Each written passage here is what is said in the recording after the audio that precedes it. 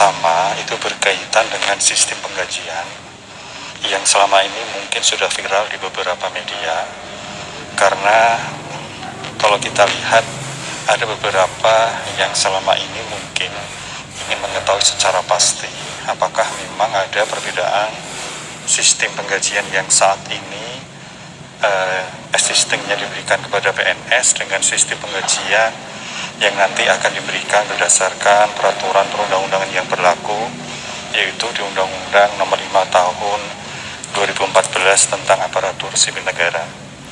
Bapak yang saya hormati, secara existing memang kalau kita lihat peraturan pemerintahnya, gaji yang sekarang ini kita terima dasarnya adalah masa kerja dan golongan, sehingga gaji itu tidak ada hubungannya dengan jabatan yang diduduki oleh seorang PNS.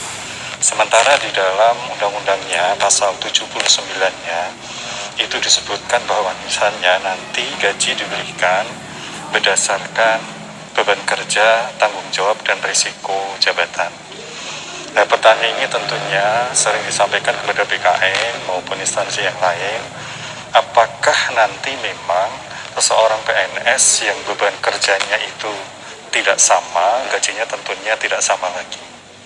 Tentunya kalau kita kembali kepada ketentuan yang berlaku, bahwasannya nanti gaji itu memang sekali lagi diberikan berdasarkan pada 3 kriteria itu. Nah, kemudian yang kedua, apakah nanti gajinya itu juga akan menghilangkan sistem kepangkatan yang ada saat ini? Nah, Bapak semuanya, kalau kita kembali ke definisi di dalam Undang-Undang ASN maupun dalam PP 11, bahwasannya pangkat itu adalah tingkatan dalam jabatan. Sehingga kalau misalnya kembali ke definisi itu, untuk gaji itu dasarnya bukan pada pangkat, golongan, dan masa kerja lagi, tetapi tingkatan dalam jabatan yang diwujudkan di dalam nilai jabatan yang bisa diperoleh melalui kelas jabatan, yang bisa diperoleh melalui evaluasi jabatan. Sehingga ketika nanti seseorang itu menduduki jabatan, maka jabatan itu akan diberikan kelasnya atau diberikan grade-nya. Nah, dasar itulah maka penggajian itu nanti akan diberikan. Namun bagi semuanya, kembali kepada peraturan pemerintah tentang manajemen PNS, kapan sistem gaji ini nanti akan diterapkan, tentunya semuanya bisa dilakukan kalau prerequisite-nya atau pre-requirement-nya itu sudah dipenuhi. Yang pertama, semua instansi sudah harus melakukan penyusunan analisa jabatan sesuai dengan perkembangan yang ada pada saat ini. Yang kedua, tentunya semua instansi harus sudah selesai melakukan evaluasi jabatan.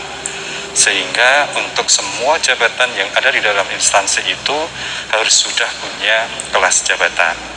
Dan yang ketiga, ini yang paling penting, tentunya ini harus disesuaikan dengan anggaran yang ada pada saat itu. Artinya kembali kepada kemampuan keuangan negara. Sehingga sekali lagi, kalau misalnya ada pertanyaan, apakah akan tahun depan berlaku, tentunya ini masih dalam pembahasan sambil menunggu semua persyaratan itu sudah terpenuhi. Padahal sekarang pemerintah baru konsen untuk mengatasi masa pandemi COVID ini.